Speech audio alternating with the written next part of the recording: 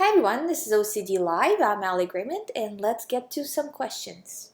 So the first question is about the subject of mindfulness and meditation, and how does it relate to OCD recovery, and is it important in OCD recovery? I think mindfulness and meditation are extremely important.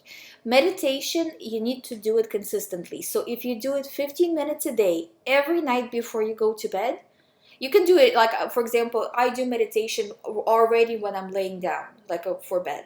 So that way it doesn't really take time out of your day, in terms of you're already about to fall asleep and then you kind of just drift off into sleep. So I would say it really, really helps. What kind of meditation? I would say if you have never done meditation before, start out with guided meditation. Just, download an MP3 or listen on YouTube. There's a million different videos with meditations on it.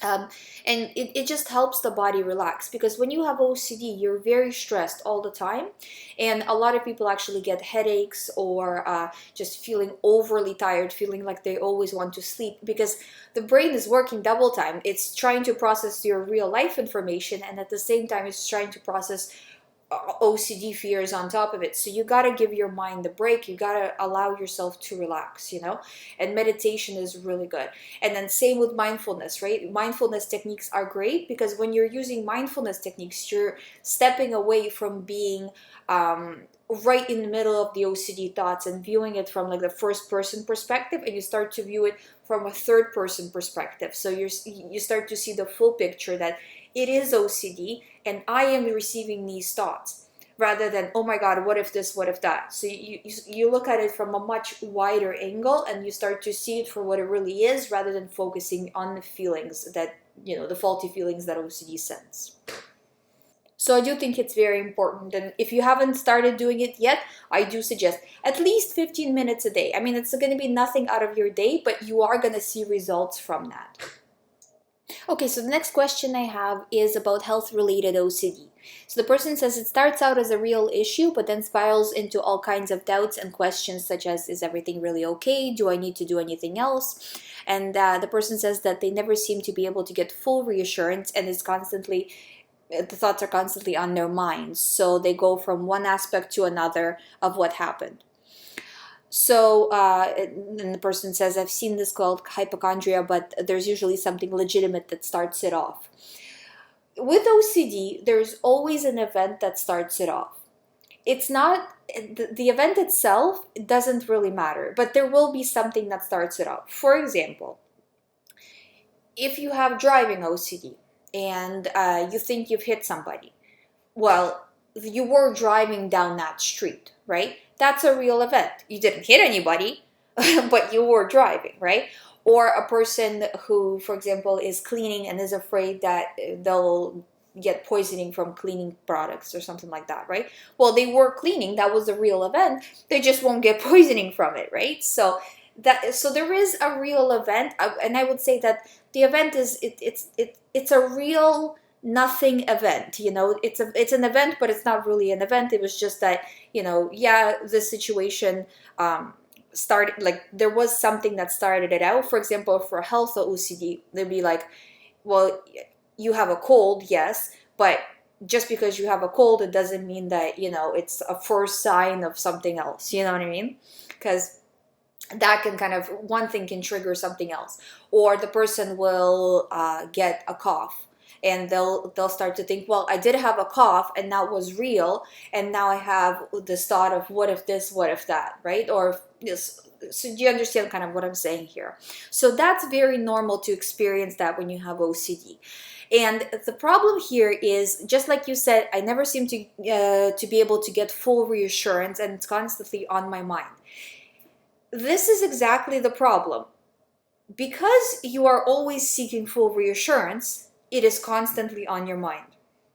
So you have to drop the first part in order for your mind to let go of the second part, right? So if you drop the search for full reassurance, it will stop being on your mind. But the more you continue to search for proof, the more, because you're focusing your attention on it. Your entire being is focused on this particular situation, and you're very much desperately looking for proof. Your brain sees that, understands that you're stressed, understands that the situation is somehow important to you. Again, going back to the situation, that the brain doesn't really understand what it's focusing on. It doesn't understand real from fake, OCD from not OCD, this thought from that thought. It only understands it in signals, like, for example, like in computers, right?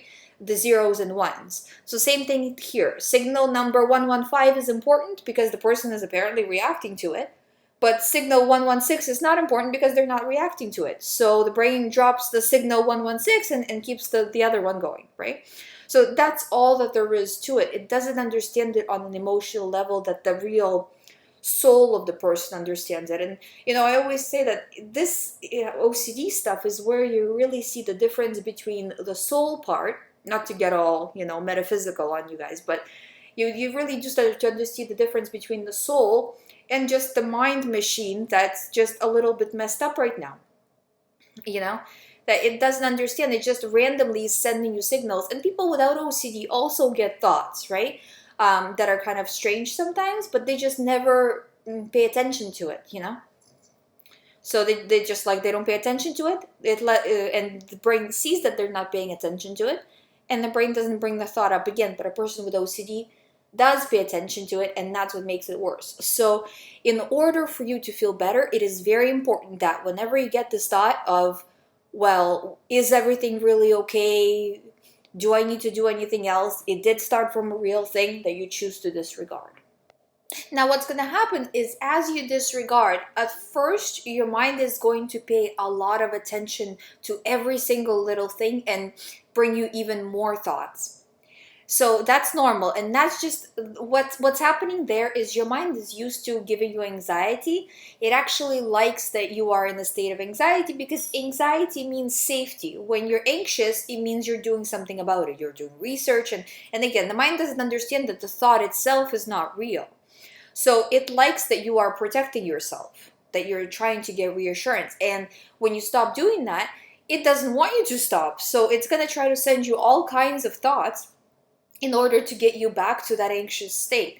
So that first bit, when you choose not to pay attention to the thoughts, you have to be very strong and just kind of picture yourself in a tank, and you're just going through, and it doesn't matter what's happening, and you're just in the tank and you're moving forward through your day, and keeping your days in the beginning very busy really does help.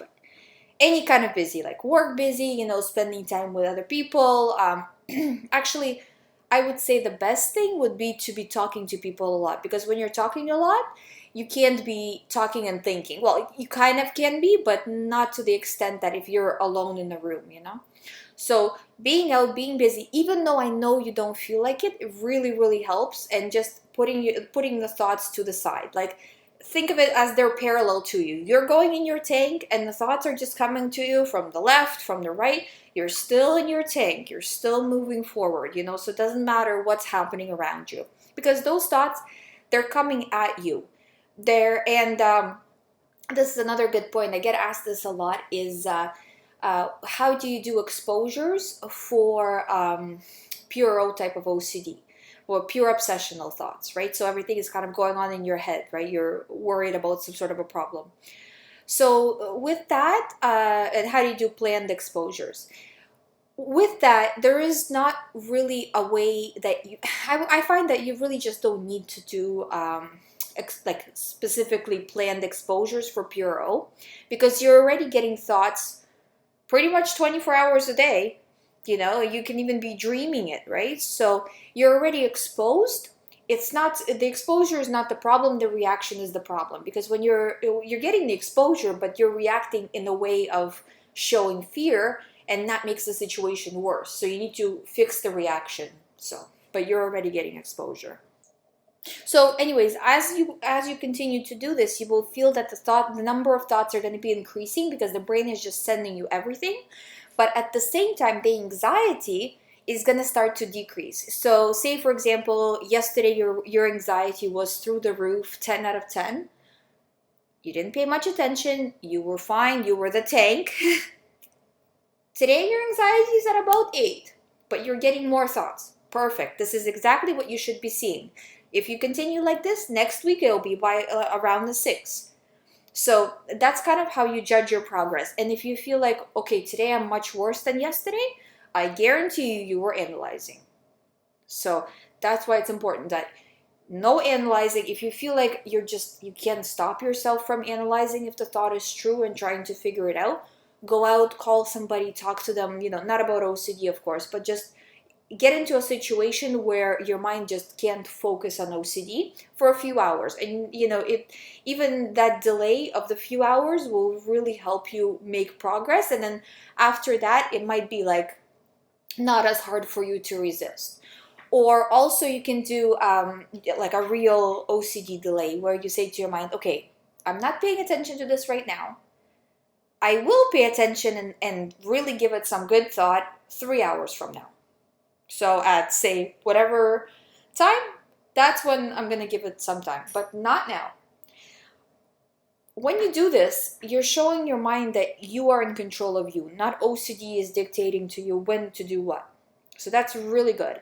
And then when that time comes up, see if you can delay it some more until the next day. Because when you sleep on it kind of thing, it really takes the anxiety down some more.